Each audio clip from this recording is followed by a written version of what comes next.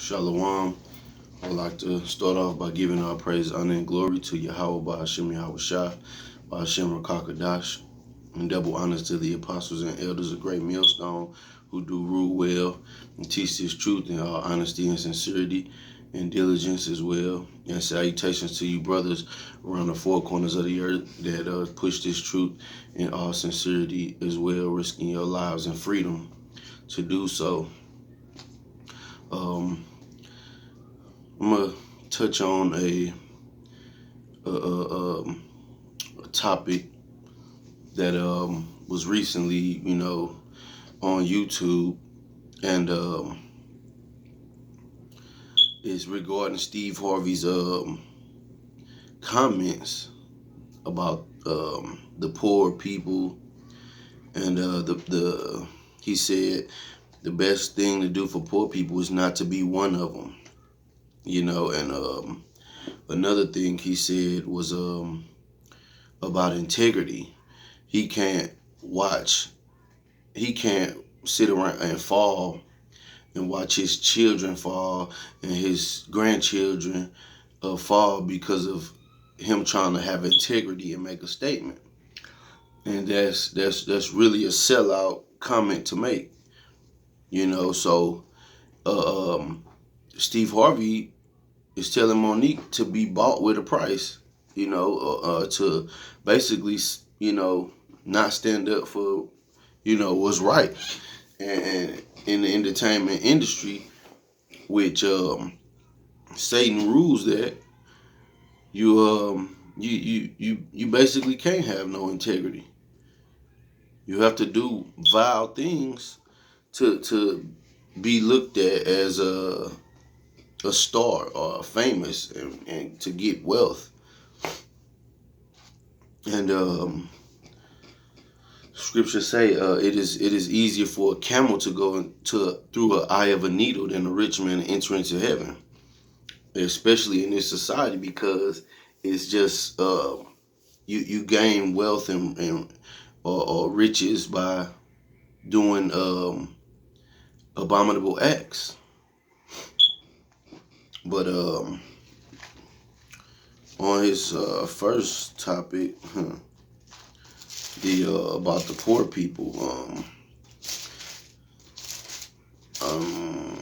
well, about rich people not. Oh, he also said rich people don't sleep 10 hours a day. And he's acting as if that is a good thing to not get much sleep. But we'll see what the Lord has to say.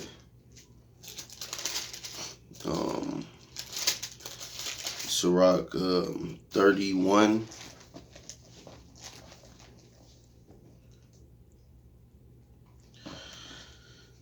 This is Sirach or Ecclesiasticus in the Apocrypha, which is a part of the King James Bible. And it reads, verse 1, watching for riches consumeth the flesh, and the care thereof driveth away sleep. So that's why they can't get sleep, or they don't sleep a lot, because they can't. They worried about their riches. Watching care will not let a man slumber, as a sore disease breaketh sleep. So that is the reason why you don't get sleep, being a rich man or wealthy. It's like a sore disease. You can't fall asleep for watching for these riches. Steady thinking about how you're going to increase your substance.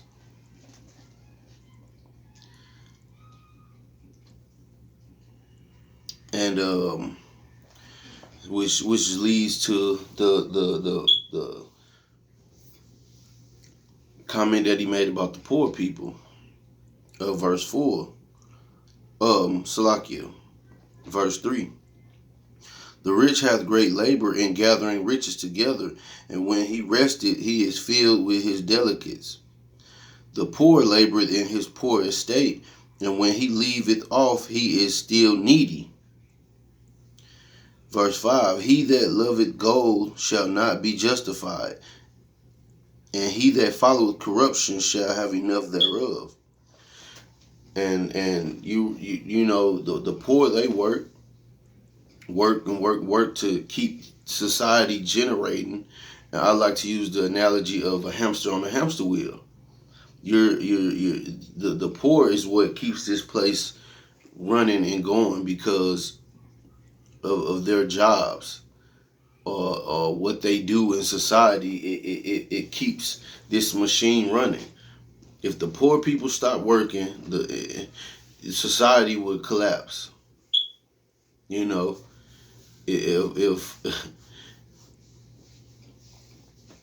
if they, that's how wicked this place is. If you get rid of the drugs in this place, it would collapse. Cause a lot of this place is ran off of illegal activities. You know, kidnapping. You know, human trafficking, drugs. You know, the sale of illegal weapons. It just goes on and on. Child abduction. So this place would collapse. And the poor, their jobs oftentimes is critical to this society. You know, and they labor and they still in need. It's just enough to keep you going to the next day. You know, just enough to pay bills. You know, and make it back to work. But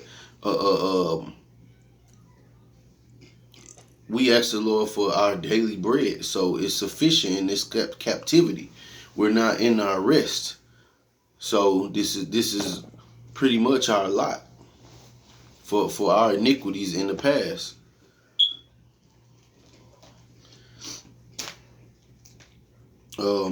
Verse 6, gold hath been the ruin of many, and their destruction was present.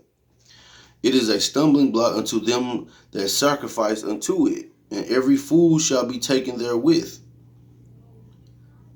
Blessed is the rich that is found without blemish, and hath not gone after gold. So, riches have destroyed many. They have destroyed many, and chasing after it is not you're never gonna catch it per se, and it's nothing for the Lord to make a poor man rich or a rich man poor. So that's not to be a focal point to get rich. I'm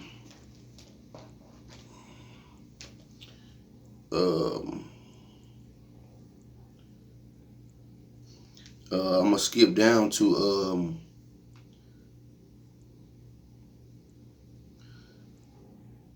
verse 20. Salakia, verse 19. A very little is sufficient for a man well nurtured, and he fetcheth not his wind short upon his bed. Verse 20. Sound sleep cometh of moderate eating. He riseth early, and his wits are with him. But the pain of watching and choler and pangs of the belly are with an unsatiable man. You know, so you want to get sound sleep. You know, that's not a thing to brag about.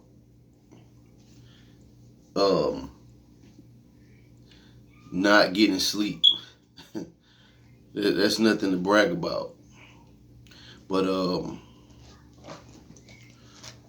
I'm gonna get to Proverbs 14.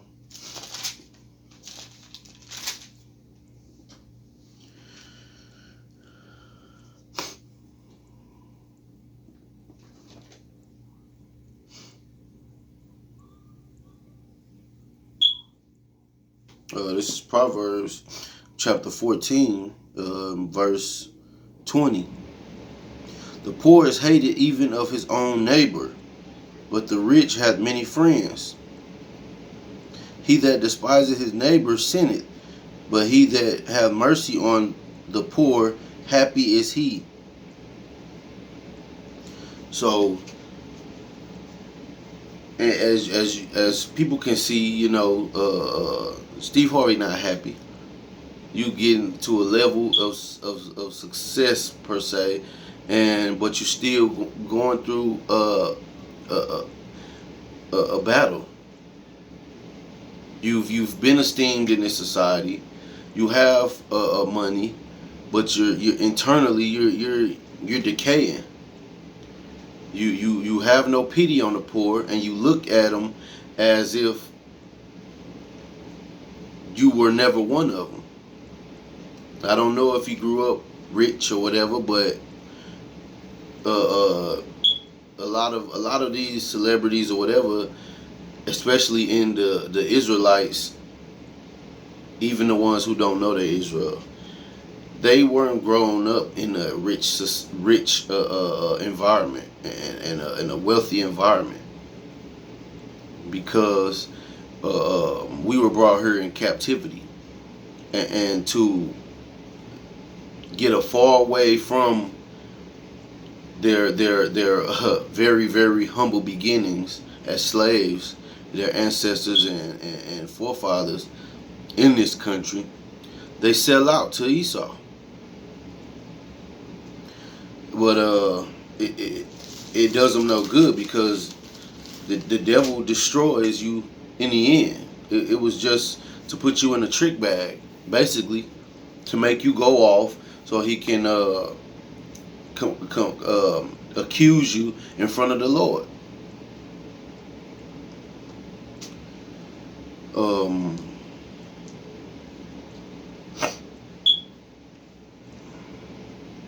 This is Proverbs chapter 17 and verse 5. Whoso mocketh the poor reproacheth his maker, and he that is glad at calamity shall not be unpunished. So you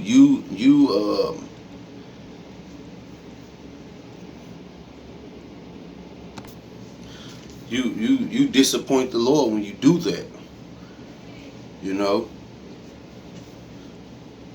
and that's going off. Hop over to 9.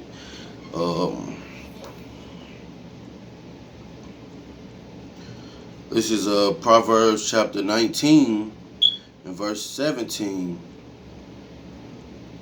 He that hath pity upon the poor lendeth unto the Lord, and that which he hath given will he pay him again. But you're not supposed to look down on the poor, especially of your people. Really, of your people. If Esau's poor in his kingdom, then he's just a two-time loser. But as far as the Israelites, which are majority the poor here, they're still God's people. They're still your brother. They're still your sister. But get another precept on this.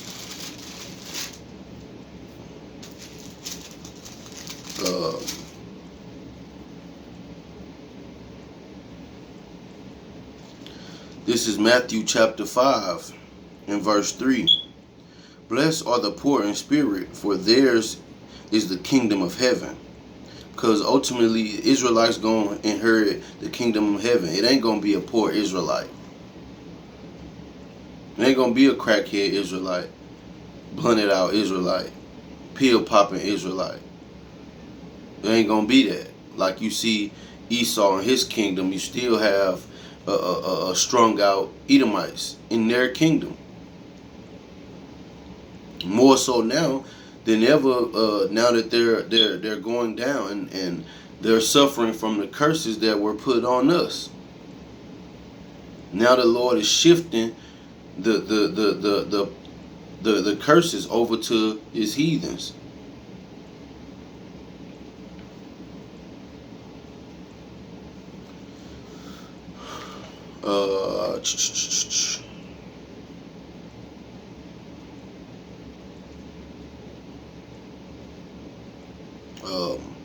Skip to verse 12. Rejoice and be exceeding glad, for great is your reward in heaven, for so persecuted they the prophets which were before you. So yeah, the Israelites are going to receive the kingdom of heaven, and that's another reason why these Edomites are getting mad and going on these rampages. But to another topic, well, not topic, but comment that he made about the integrity. I can't let my family crumble and everybody crumble, and ultimately that's because he has no faith. You know, everybody get on these platforms and pretend to be Christian, but where's your faith? Oh, because you have to be carnal in that industry.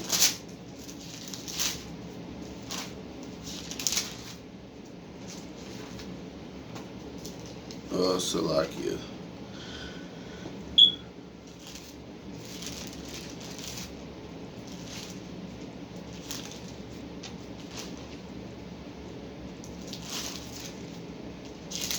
This is Job 2 and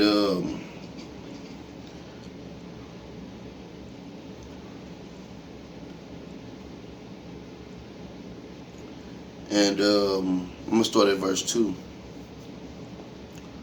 And the Lord said unto Satan, from whence comest thou? And he said, from going to and fro in the earth, and from walking up and down in it. And the Lord said unto Satan, hast thou considered my servant Job, that there is none like him in the earth? And that's another cut to you Christians and people that think that the Lord is trying to take over heaven. I mean, Salakia, Satan is trying to take over heaven, or he's trying to take over the Lord's seat. He's an employee for the Most High. Why would the Lord tell him to consider Job and he do it? But he told him, I'm going to keep reading. Hast thou considered my servant Job, that there is none like him in the earth, a perfect and upright man, one that feareth Yahweh, and escheweth evil, and still he holdeth fast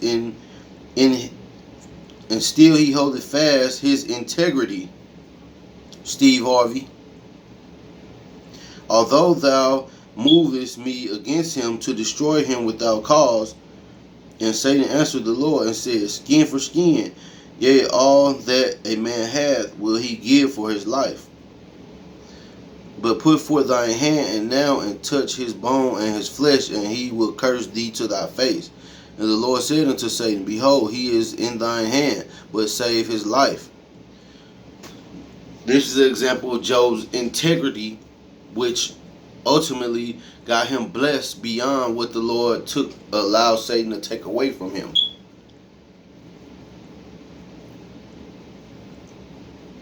Because of his integrity, he was blessed with more children, which his children were wicked, and the Lord allowed Satan to destroy him. His cattle, you know. But the Lord ultimately uh, uh, gave that back to Job many fold, many more fold, I should say.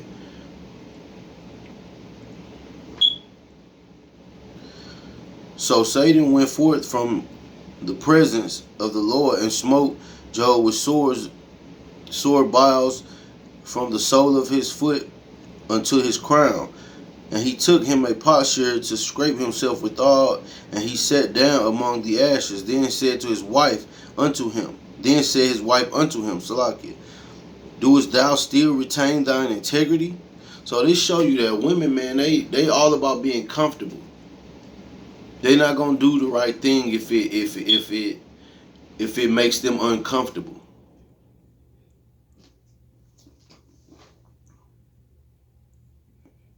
And this was back in when it was more righteousness in the earth. So just imagine today's time. King Solomon said, out of 1,000 men, I found one that was righteous, and out of 1,000 women, I found none. And that was back in when it was more righteous in the earth. So just imagine today's time. These women is not going to be a stand-up women for the most part. You may have a sprinkle, but it's scarce.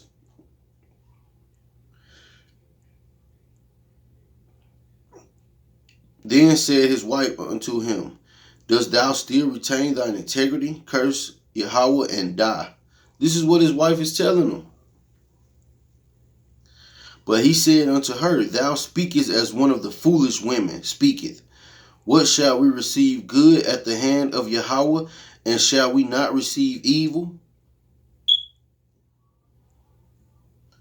And all this did not Job sin with his lips. So Job didn't curse the Lord.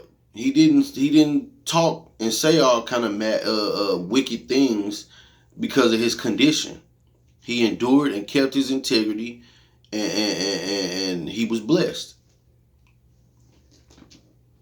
beyond what he had at first.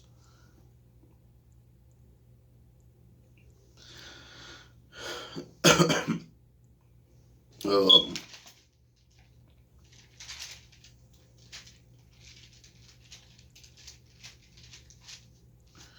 going to grab Psalms chapter 26 and verse 1. Judge me, O Lord, for I have walked in my integrity. I have trusted also in the Lord, therefore I shall not slide. Examine me, O Lord, and prove me. Try my reins and my heart, for thy loving kindness is before my eyes, and I have walked in thy truth. I have not sat with vain persons, Steve Harvey. Neither will I go in with dissemblers. I have hated the congregation of evildoers, and will not sit with the wicked. I will wash my hands in innocency, so will I compass thine altar, O Lord. This is a Psalm of David. And that's to Monique on her portion, because she shouldn't be trying to sit be amongst those type of people. I mean, is money really worth it? I know to them it is. That's why they sell out and go into their life. But it's really not, man. When you think about what the Lord promised his people. I'm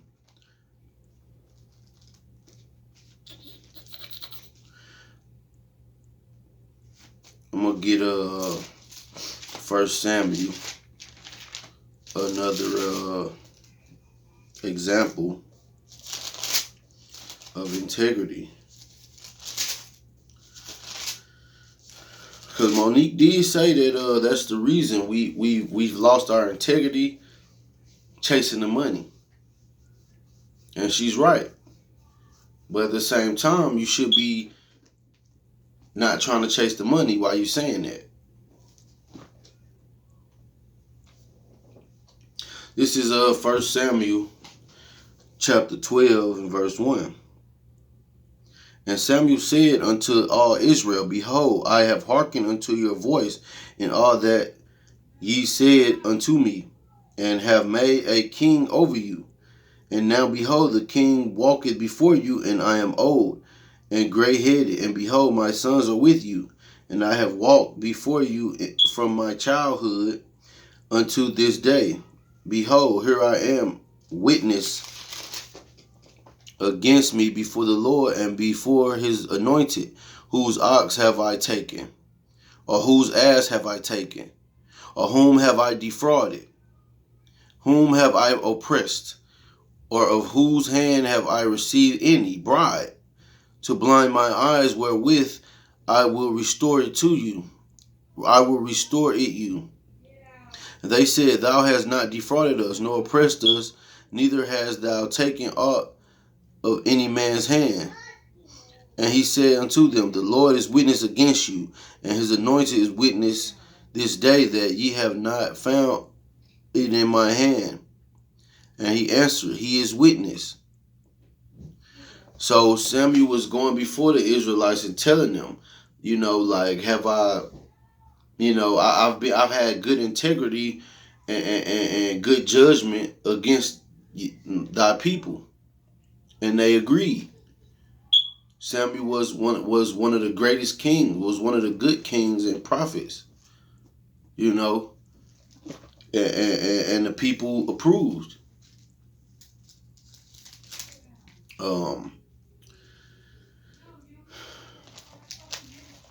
Let me get First Corinthians, because Monique had a good point, but at the same time, you fighting to be sitting at the devil's table, man.